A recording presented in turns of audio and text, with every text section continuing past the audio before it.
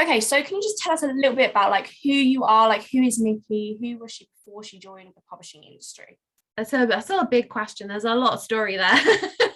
But I think for me, it was all kind of a bit of a whirlwind when I got into publishing. It was something that I think had been in the back of my mind for as long as I can remember. Like I always knew that I loved books and I wanted to do something with books, but I kind of never really had worked out what that was or what the kind of gateways in were.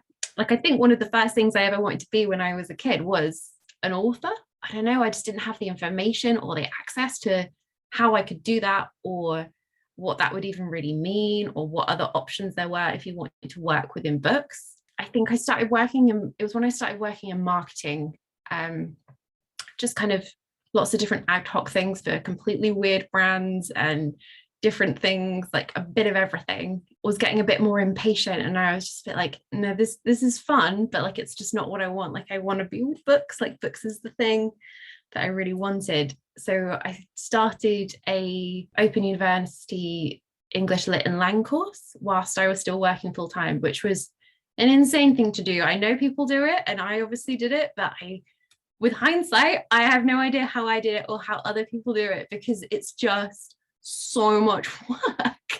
And my time management was appalling before I did that. I didn't realize how bad it was until I was juggling all of these different things and had deadlines looming. And I was like, okay, well, this area needs work. Going through that. And one of the first modules that I was actually doing was looking at publishing. It was kind of just one of those almost light bulb moments of this is what I want to do. Like this is where the industry I needed to get into. And it was kind of just almost by chance that I'd been building up customer service and marketing experience. And that was how I kind of got into publishing. My first role with Belinda was almost a 50-50 split of customer service and a bit of marketing and rights. But literally within my first 3 months, I was like, rights is what I really love. Like that's so much, there's so much there's so many interesting things to do. You get to see all of these books, which is obviously the dream, but you also kind of get to make sure the authors are being represented in the right way, they're getting the care that they deserve. And it was just such a instant love point for me that it was just as soon as I knew about it, I was like, I want to work in there. Like as much as customer service is great, that's where I want to go. So after that point, it was just everything I could do to gain more experience or any kind of bits in the company that I thought, do you know what, we're not doing enough for this. I was like, me, I volunteer as tribute. I'm there, do it. Yeah, and I read on the Bookseller's website as well that the way that your CV stood out as well as you designed it like a book cover. Is that right? Can you tell us more about that? Yeah. So I do not let the person who hired me forget this, that they actually turned me down originally. They saw my CV without my cover letter, just because that was the way you could apply on the website. You weren't allowed to submit a cover letter. And I was passed up just because you get so many applicants for publishing jobs. You've got to narrow them down somehow. So for whatever reason, they passed on me. And then I kind of went back to the recruiter and I was like, what feedback have you got on my CV that made it a no? And can you pass on my cover letter this time? Because I feel like that really showcases a bit more of my personality and something that maybe they needed to see to actually make a proper decision of whether they should meet with me. And apparently, as soon as they saw my cover letter, which is just laid out pretty much like a dust jacket. So you've got the front cover and then a bit about me, and I made up a story. It's so nerdy now that I think about it with hindsight, but I still love it. It's an ode to Taylor Swift and publishing is exactly what it is on the back of the book. It's very funny and makes me cringe internally, but I still love it. And it worked. So definitely. And I'm so impressed as well that even though they turned you down, you went back and was like, actually, no, you do want to hire me, really. And here's why. You do. That's definitely some advice for publishing hopefuls as well, like just keep going. I mean, do you have any other advice in terms of like the application process? Because that's definitely a different route of doing it. Honestly, don't get disheartened. That is the biggest advice I can tell you, because I think I must have applied for 600 jobs before I got this one. Just because you don't get it, it doesn't mean that there is something wrong with what you've written or wrong with the experience you've got. Like I said, you're getting every job role that goes up, you're getting like 600 applicants. Like there are so many people that are gunning for these jobs, and it isn't even necessarily that they're all more qualified or better suited for the role, but these poor people who have to narrow them down, like they have to cull it somehow. Do you know what? If you really want that job, like you think that is the job for you, definitely reach out to whoever you can, whether it's on an email that they've got on the job posting, or if you're lucky enough to know them on social media, or if they're quite vocal on social media. It's worth reaching out and just being like, have you got any advice for future, or have you got any feedback on what you saw? Because I think I'd be perfect. Definitely. And you definitely live and prove that can work as well. So yeah. It says, like, I think everyone in the publishing industry is just quite stretched and time poor. We want to do so much and we will always do our best to do it. But I think I got tagged in a meme not that long ago that was, now I haven't replied to your email, like do message me about it, because I probably replied to you in my head. Yeah.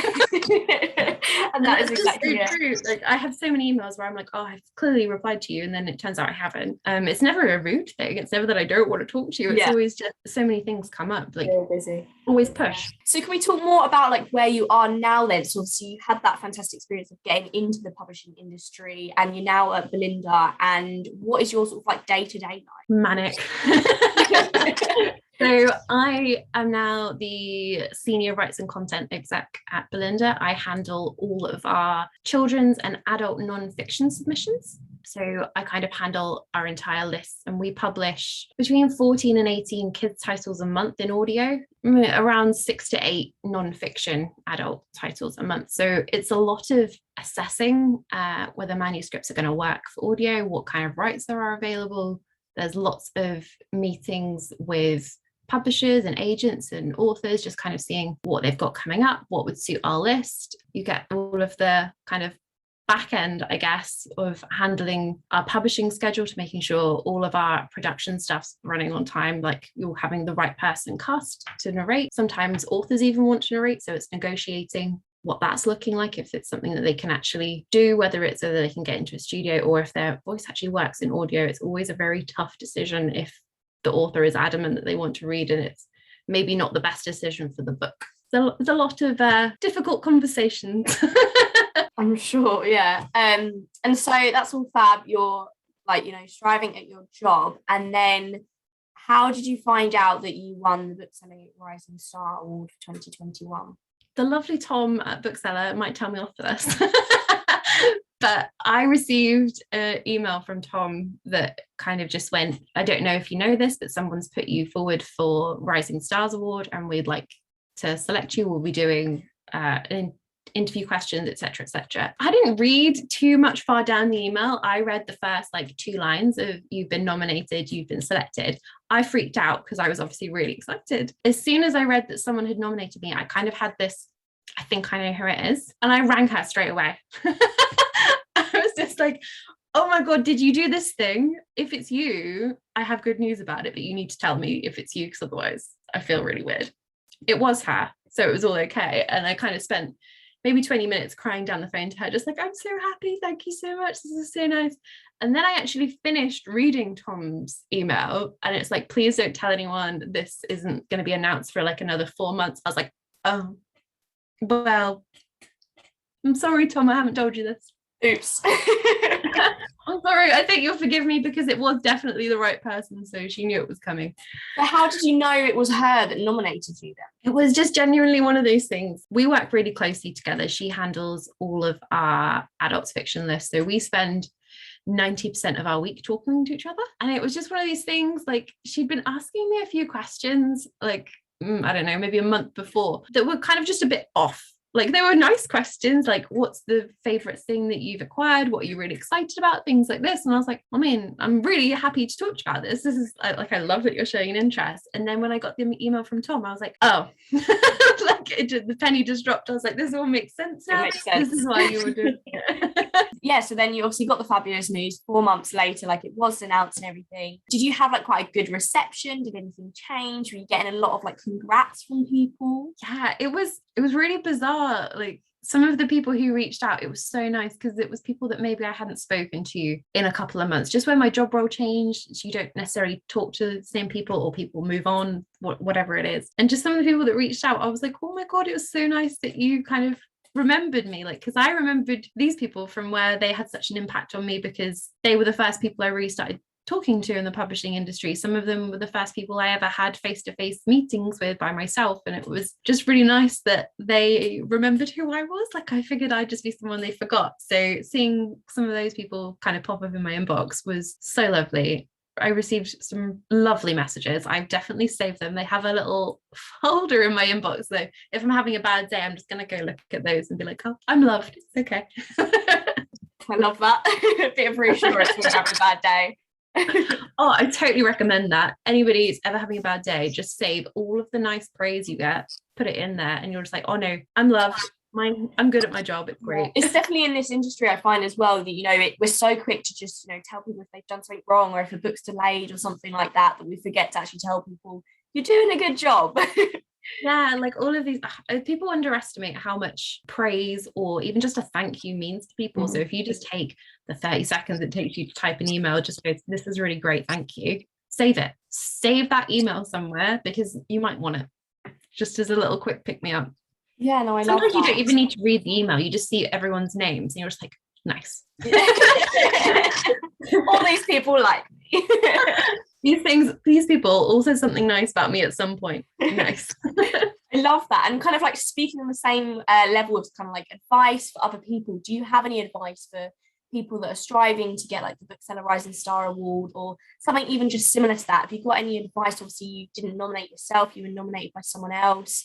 Any advice, any words of wisdom? For me personally, and if you look at a lot of the other people who were rising stars, not just this year but previous years, something that seems to come up is they found something that they're really passionate about. They found a section of publishing that they are really excited about and that they want to see change, or they've got ideas for how change, but they are actively interested in it, not just from a work point of view, but from a personal point of view. You just got to find that thing that you love. And for me, that was kids audio, kids books in general, to be honest, making sure that content is just available for people. All the stories that people need to hear are there in the most widely available way you can, if that's whether that's format, places that they're placed. It was just such a big thing for me that kids, regardless of their background or their stories, could find people and stories about them. That was really badly worded, but I feel like it was there.